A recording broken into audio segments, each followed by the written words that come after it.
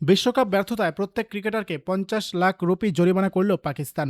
টি-২০ বিশ্বকাপে হতাশাজনক পারফরম্যান্সের জেরে কঠোর অবস্থান নিয়েছে Pakistan cricket board PCB.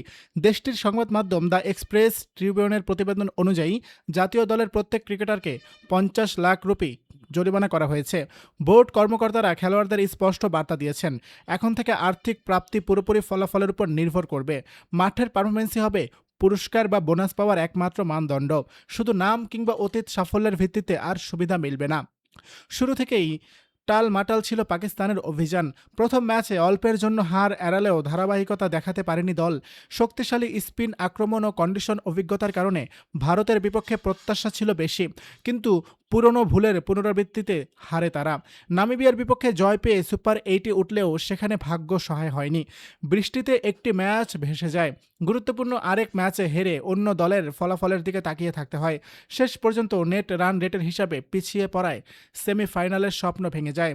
PCB জানিয়েছে, ২০২৫ সালের ১ জুলাই থেকে ২০২৬ সালের ৩০ জুন পর্যন্ত নতুন কেন্দ্রীয় চুক্তি কার্যকর হবে।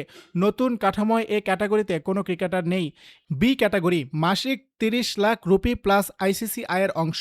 সি ক্যাটাগরি মাসিক ১০ লাখ রুপি প্লাস আইসিসি অংশ।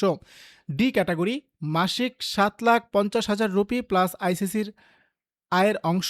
ম্যাচ ফি আলাদা থাকবে। ব্যাট হাতে দলের হয়ে সবচেয়ে বেশি রান করেন ফারহান, ৩৮৩ রান। তবে সিনিয়র ব্যাটারদের অনেক প্রত্যাশা পূরণ করতে পারেননি। বাবর আজম, সাইফ আয়ুব, সালমান আলী আগা ও উসমান খান কেউই বড় ইনিংস খেলতে পারেননি।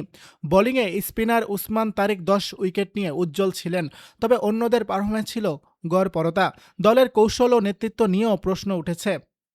প্রধান কোচ মাইক হ্যাসনের ভূমিকা এবং অধিনায়ক সালমান আলী আগার সিদ্ধান্ত নিয়ে সমালোচনা হচ্ছে। এছাড়া শাদাব খান দলের থিঙ্ক ট্যাঙ্কের অংশ হিসাবে যুক্ত ছিলেন। বিশ্বকাপের আগে ফখর জামানকে শুরুর ম্যাচগুলোতে না খেলানোর সিদ্ধান্তও আলোচনায় এসেছে।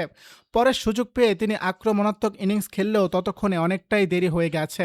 বিশ্বকাপ অধ্যায় শেষ হলেও সামনে বড় রদবদলের ইঙ্গিত মিলছে। বোর্ড ইতিমধ্যে পারফরমেন্স পর্যালোচনা শুরু করেছে। ভালো খেললে পুরস্কার, ব্যর্থ হলে শাস্তি, এই নীতিতেই এগোতে চায় পাকিস্তান ক্রিকেট বোর্ড পিসিবি।